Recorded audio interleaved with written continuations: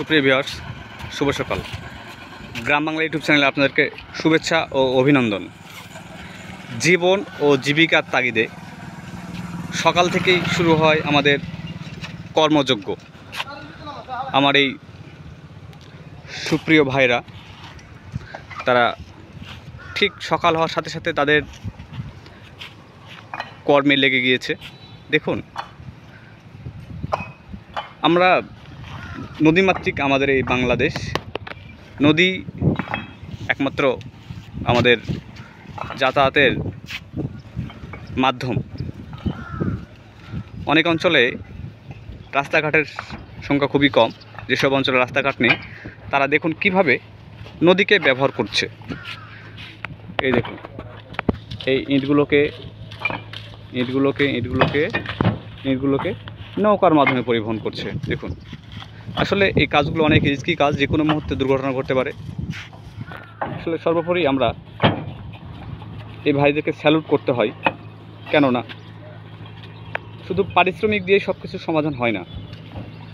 তারা শ্রম না দিলে আমাদের বিল্ডিংও হতো না, আমরা থাকতেও পারতাম না। সর্বোপরি আমরা এদের কাছে কৃতজ্ঞতা স্বীকার করা উচিত। ধন্যবাদ জানাই এ সকল যোদ্ধাদের, যারা জীবনের সবটুকু দিয়ে আমাদের জন্য চেষ্টা করে যাচ্ছে কিছু করার জন্য। তারাও বেঁচে থাকছে। সর্বোপরি পারিশ্রমিক দিয়ে সব কিছু সমাধান হয় না, তাদেরকে ধন্যবাদ জানাতে হয়। তো ভাই, এই যে একটু কথা বলতে পারি? আচ্ছা, ঠিক আছে, অসুবিধা নেই। আমরা ঠিক আছে, আমরা এই যে আচ্ছা, নদী পথে কি ইয়ে করলে কম খরচ হয় নাকি? ট্রলারের খরচ বেশি হয় ট্রলারে? আচ্ছা, ওনাদের কাছে শুনি।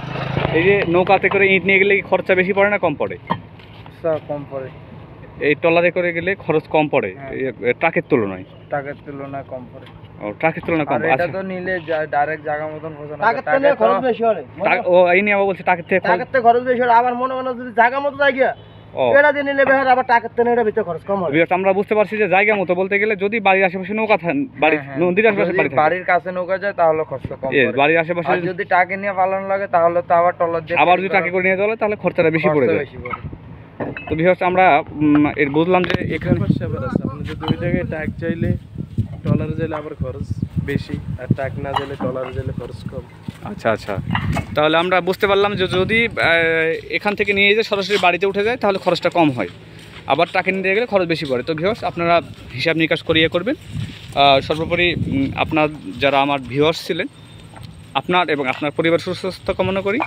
সেই সাথে শ্রমিক ভাইদেরকে ধন্যবাদ জানাই। আমি আপনাদেরকে বিনীতভাবে অনুরোধ করব, প্লিজ লাইক কমেন্ট শেয়ার করে দেবেন, সেই সাথে চ্যানেলটি সাবস্ক্রাইব করে দেবেন। I am requested to you all of audience, please subscribe my channel. Okay viewers, ভালো থাকবেন।